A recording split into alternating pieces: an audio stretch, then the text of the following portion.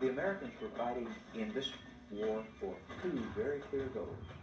From the outset, they had in mind independence, and they had in mind expansion to the whole North American continent.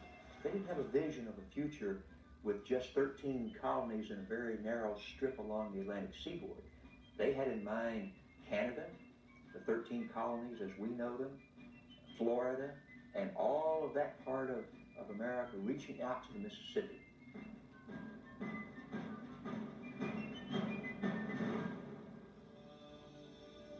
Beyond the Appalachian Mountains lay a forest-cloaked land of almost unimaginable size and richness. Some of the most brutal fighting of the Revolutionary War took place there, over control of that land. The combatants weren't armies lined up in tight military formations, but guerrilla bands of Indians and settlers who struck with unbridled ferocity and then moved on. I use the term savage not to attribute it to Native Americans, but to talk more about unrestricted warfare, warfare that involved children, it involved women, it involved non-combatants of all sorts. Many times backcountry Americans who we want to hold to some sort of ideal were perpetuating brutal murders and brutal activity against Native people that we've traditionally attributed to Indians. But it was going both ways. This portrait presents George Rogers Clark as a middle-aged and balding man. But in 1777, he was a 24-year-old, red-haired, raw-boned frontier colossus who had a plan that could secure for the newly independent League of States the area north of the Ohio River, including the choice Illinois country.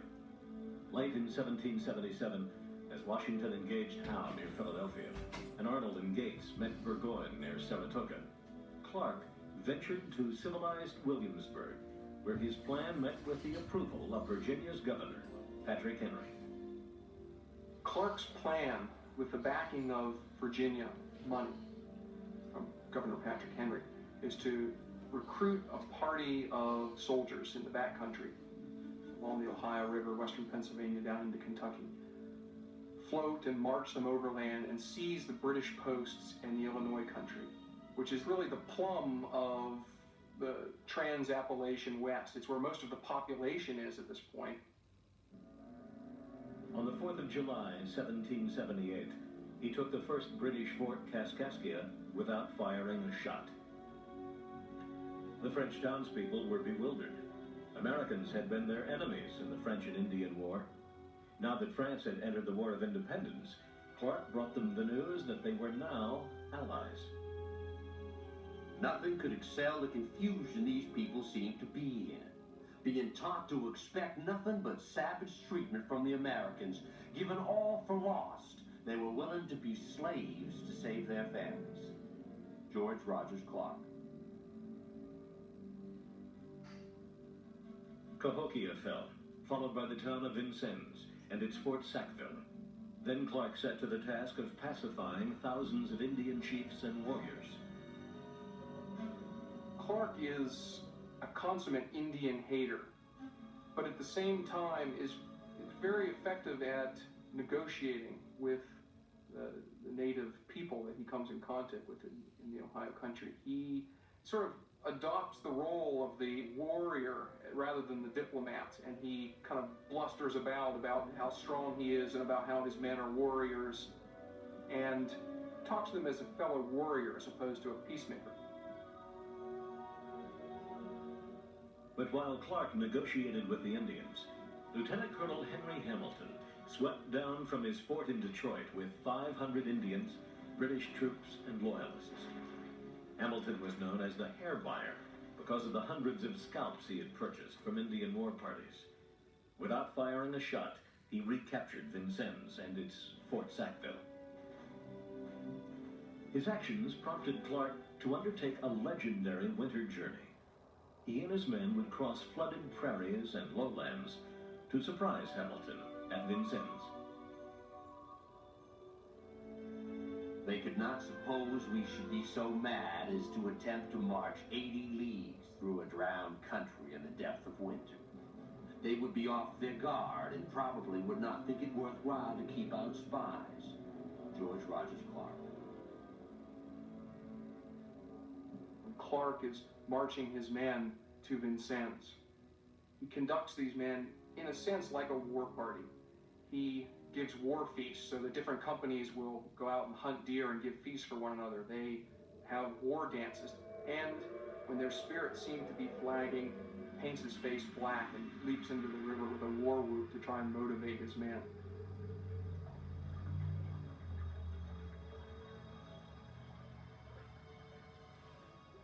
Clark pushed his men hard through chest-deep icy water to reach Vincennes.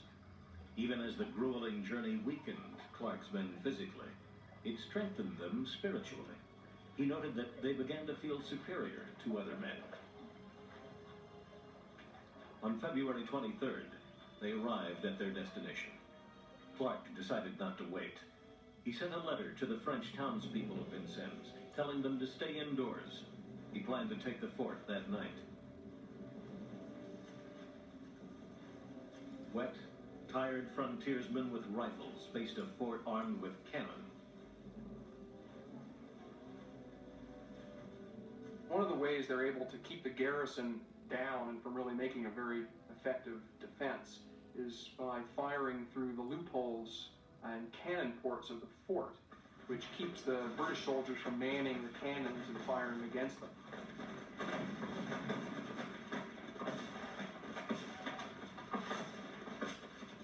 Smart firing all night on both sides.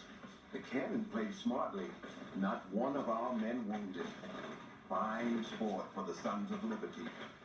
Captain James Bowman. By the next day, the British surrender was inevitable, and Clark's men captured a group of Hamilton's Indians. This is how the hair buyer himself reported Clark's next actions. One of them was tomahawked immediately. The rest, sitting on the ground in a ring, bound, seeing by the fate of their comrade what they had to expect. The next on his left sung his death song, and was in turn tomahawked. The chief of this party, after having the hatchet struck in his head, took it out himself and delivered it to the inhuman monster who struck him first, who repeated his stroke a second and a third time, after which the miserable spectacle was dragged by the rope around his neck to the river, thrown in, and suffered to spend still a few moments of life in fruitless strugglings. Colonel Clark, yet reeking with the blood of these unhappy victims, came to the esplanade before the fort gate, where I had agreed to meet him and treat of the surrender of the garrison. He spoke with rapture of his late achievement, while he watched the blood from his hand stained in this inhuman sacrifice. Henry Hamilton.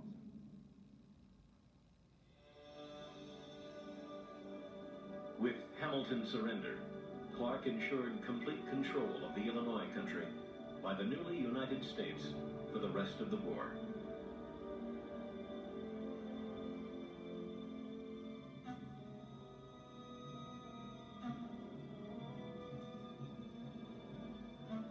It was the English that had been in support of the Indians' ability to maintain a homeland.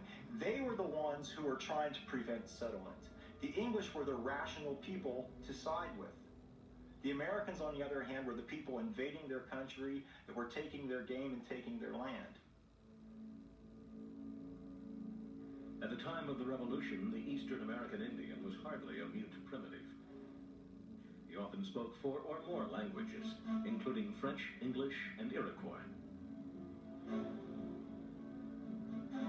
Joseph Brant epitomizes the cross-cultural mixing that's going on in the American frontier at that time. While he is an Iroquois Indian, he is also a Freemason. While he is one of the principal leaders of the Iroquois League, he also has been to London and visited the king. Joseph Brant and his loyalist colleague, Colonel Guy Johnson, together would launch some of the most vicious raids of the war, and likewise their allies would receive some of the most violent retribution. While Brant and Johnson raided in New York's beautiful Mohawk Valley, John Butler's loyalists and Indians raided valleys in western Pennsylvania. After the so-called Wyoming Valley Massacre, Butler claimed 227 scalps, while losing only 3 men of his own. In 1779 in New Jersey, General Washington learned of these raids and ordered the country of the Iroquois Confederacy to be invaded with total destruction of their settlements. It became pretty obvious pretty quickly that the most efficient way of dealing with frontier situations was to have an overwhelming body of men march into the region and physically destroy the communities, the crops, and literally kill as many of the Indians they could get their hands on.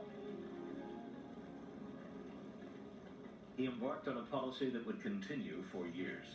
Soon, the Mohawk word for President of the United States would translate as burner of villages.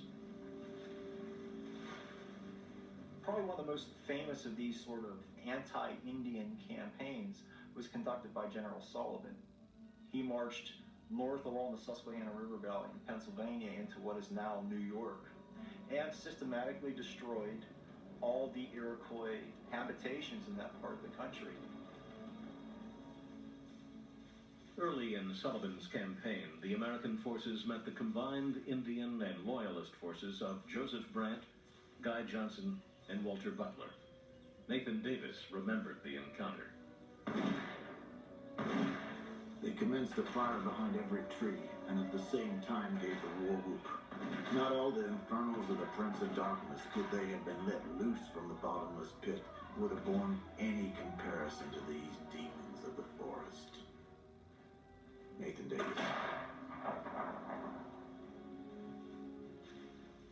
Sullivan's superior numbers and artillery soon routed the Indian and Loyalist fighters.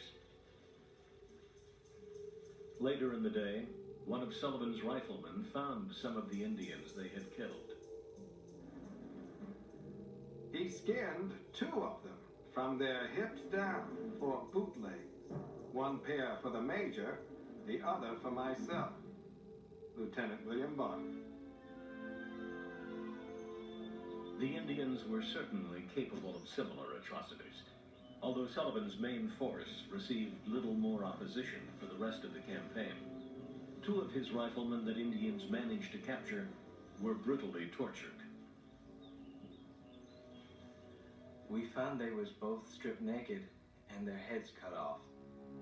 And the flesh of Lieutenant Boyd's head was entirely taken off and his eyes punched out.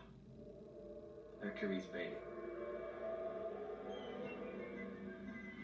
With drums and fifes announcing Sullivan's approach, Indians would abandon their villages before his army arrived. They had this very distorted view that Indians were savages, they were dirty, they were lazy. This is particularly poignant when Sullivan's men arrive at the Iroquois villages. A number of them are amazed to find that, in fact, they're very well-organized communities. They live in log cabins. They find a number of very large apple orchards growing, very well-cultivated gardens, and in some cases even domesticated animals. By the end of his expedition, Sullivan had destroyed over 40 Indian villages and broken the political alliance known as the Iroquois Confederacy forever. The American Revolution for the Native Americans does not effectively end. It bleeds into another war that becomes a war simply to maintain enough ground to live on. This war continues on until the very end of the 18th century, until America can effectively claim everything east of the Mississippi River.